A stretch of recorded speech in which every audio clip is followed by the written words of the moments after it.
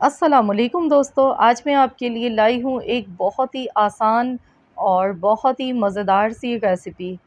तो आज हमने बनाया है बहुत ही लज़ीज़ खुशबूदार सालन और ये इतना लज़ीज़ बना है कि आप उँगलियां चाटने पर मजबूर हो जाएंगे, आपका दिल नहीं भरेगा। बहुत ही मज़े का बना है और बनाने का तरीका है इसको बेहद आसान।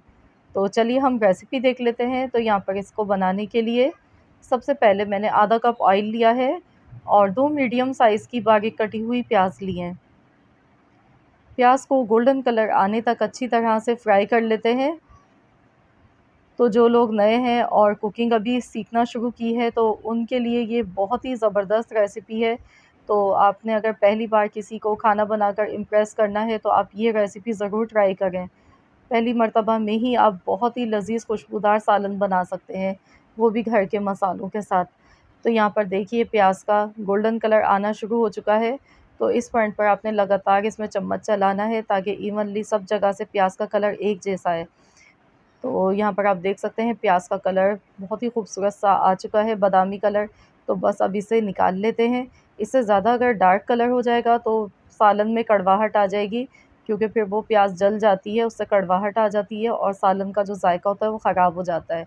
तो इसी तरह का गोल्डन कलर करना है। अब बाकी ऑयल में तेज़पत्ता, एक दालचीनी का टुकड़ा, काली मिर्चें थोड़ी सी, 6 लौंग है, 1 बादियान का फूल है, 4 सब्ज़ इलायची, 2 बड़ी इलायची।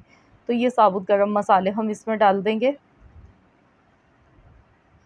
और अब हम इसमें गोश्त डालेंगे। यहाँ पर आधा किलो मैंने मटन लिया है। मैं मटन से बना रही हूँ, आप चाहें तो बीफ से भी बना सकते हैं इस रेसिपी को, या फिर चिकन के साथ भी आप सेम इसी मेथड से बना सकते हैं। तो यहाँ पर इसे इतनी देर पका लें कि जब तक गोश्त का कलर चेंज नहीं हो जाता है, इसे अच्छी तरह से फ्राई कर लें। इस तरह गोश्त की जो एक अपनी स्मेल होती है वो ख़त्म हो जाती है और बहुत ही अच्छा सालन बन के तैयार होता है। तो यहाँ देखिए गोश्त का जो कलर है वो चेंज हो चुका है। इसे मैंने तकरीबन 3 मिनट तक अच्छी तरह से फ्राई कर लिया है। तो इस टाइम पर अब हम इसमें लहसुन का पेस्ट डाल देंगे 1 टेबल स्पून भर के, और 1 टेबल स्पून भर के अदरक का पेस्ट डालेंगे। अब इसे मज़ीद और थोड़ी सी देर फ्राई करेंगे, 1 से 2 मिनट तक मज़ीद, और इसी तरह से चम्मच चलाते हुए फ्राई कर लेते हैं। इस तरह से लहसुन अदरक की जो खुशबू है वो ऑयल में भी आ जाती है। तो 1 से 2 मिनट तक इसे फ्राई कर लेते हैं। तो अब हम इसमें ड्राई मसाले डालेंगे, तो मैं आपको दिखा देती हूँ।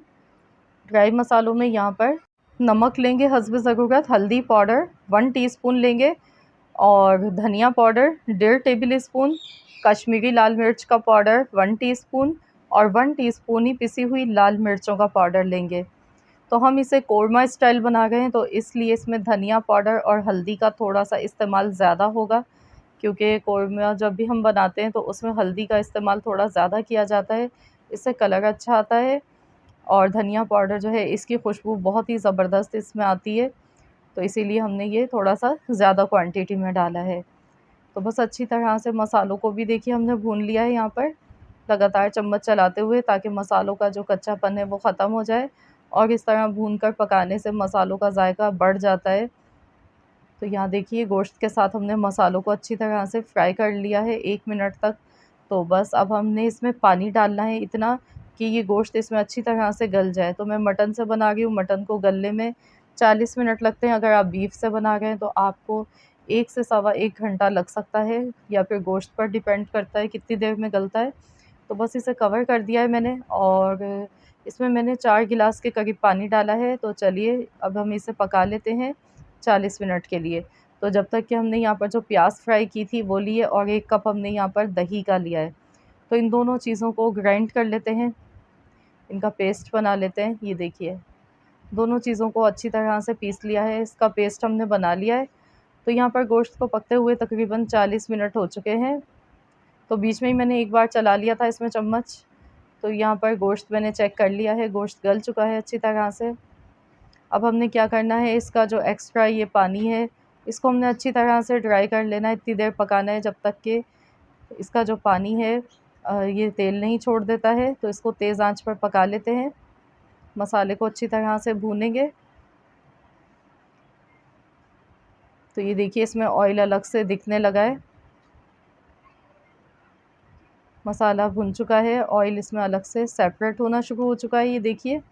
तो ये जो इसमें तेज़पात के पत्ते हैं ना, इनको हम हटा देंगे, साबुत गरम मसालों को ही मैंने हटा दिए क्योंकि इनका फ्लेवर इसमें आ चुका है।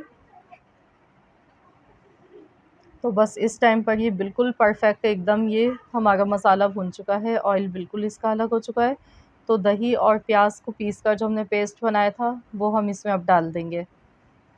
बहुत ही आसान सी और बहुत ही ज़बरदस्त रेसिपी आप सबको बता रही हूँ, ज़रूर आप लोग इस तरीके से बनाकर देखिएगा। आप चाहें तो इसमें टमाटर का भी इस्तेमाल कर सकते हैं। मैंने यहाँ पर सिर्फ दही का इस्तेमाल किया है, अगर आप साथ में टमाटर भी डाल रहे हैं तो फिर आप इसमें दही का इस्तेमाल थोड़ा कम कीजिएगा, वरना खटास इसमें बढ़ जाएगी। और जो मिक्सी का जार है, इसमें जो मसाला लगा रह गया था, इसमें मैंने आधा कप पानी का डाला है और वो इसमें ऐड कर दिया है। तो इसको हम कोरमा स्टाइल बना रहे हैं, इसको थोड़ा-सा हम इसी तरह का गाढ़ा-सा रहने देंगे, बिल्कुल पतला शोरबा नहीं बनाएँगे यहाँ पर। इसे कवर कर देते हैं 10 मिनट के लिए, हल्की आँच पर पका लेते हैं, दम वाली आँच पर 10 मिनट। 10 मिनट हो चुके हैं, तो चलिए देख लेते हैं। तो इसमें खुशबू के लिए जायफ़ल और जावित्री का पाउडर डालेंगे।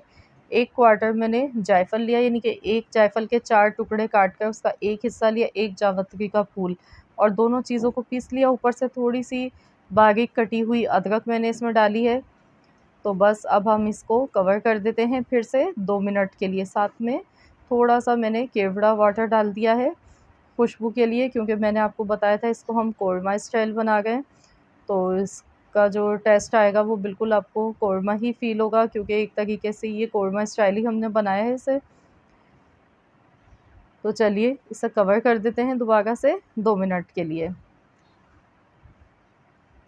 तो मैंने यहाँ पर 2 मिनट हो चुके हैं, अब मैं इसे देख लेती हूँ। तो यहाँ पर देखिए इसका जो ऑयल है वो अलग से सेपरेट हो गया है, ऑयल मैंने बहुत कम इस्तेमाल किया है। आप चाहें तो यहाँ पर ज़्यादा क्वांटिटी में भी ऑयल का इस्तेमाल कर सकते हैं, पर लेकिन सेहत के लिए अच्छा नहीं होता है ज़्यादा ऑयल, इसलिए मैंने बहुत कम ऑयल का इस्तेमाल किया है। और देखिए कितना दिखने में ये शानदार लग रहा है। तो चलिए डिश आउट कर लेते हैं। तो ये देखिए मैंने यहाँ पर डिश आउट कर लिया है, और यकीन मानिए जब आप खाने बैठेंगे तो आपको हाथ रोकना बहुत ही मुश्किल हो जाएगा। आपका दिल नहीं भरेगा, पेट तो भर जाएगा लेकिन आपका दिल नहीं भरेगा, आपका दिल चाहेगा कि आप खाते चले जाएँ। तो इसके साथ हमने ताफ़तान मँगाए हैं, ताफ़तान के साथ ये बहुत ही मज़े का लगता है, या फिर आप तंदूर वाली रोटी के साथ इसको खाएँ, बहुत ही लज़ीज़ लगेगा। ज़रूर बनाएँ, एन्जॉय करें अपनी फ़ैमिली के साथ। रेसिपी अच्छी लगी है तो इसको लाइक कीजिएगा, फ्रेंड्स एंड फैमिली मेम्बर्स के साथ लाज़मी आपने शेयर करना है। और चैनल पर अगर आप नए हैं, पहली मर्तबा आए मेरे चैनल पर, तो चैनल को ज़रूर सब्सक्राइब कर लीजिए। तो मिलते हैं इंशाअल्लाह ताला नेक्स्ट रेसिपी के साथ, तो जब तक के लिए अल्लाह हाफ़िज़।